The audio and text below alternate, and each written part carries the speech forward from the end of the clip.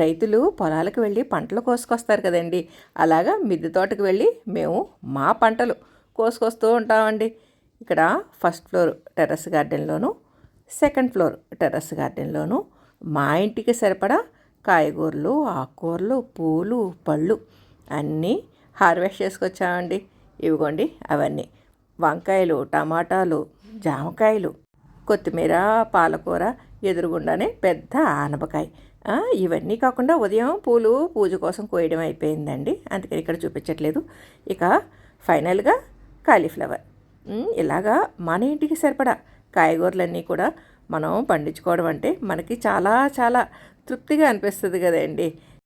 కొంచెం శ్రమ ఉంటుందండి, ఎందుకంటే ఆ కుండీలు, మట్టి, మొక్కలు, వాటికి వచ్చే చీడపీడలు ఇవన్నీ చూసుకోవడం మనకి ఒక 2-3 ఏళ్ళు గడిచేసరికండి అలవాటైపోతుంది. మనం పండించుకునే ఈ పంటల టేస్ట్ అండి మనం రైతు బజార్లో ఎంత డబ్బు పెట్టుకున్నా రాదండి. కాబట్టి మీరు కూడా పంటలు పండించండి.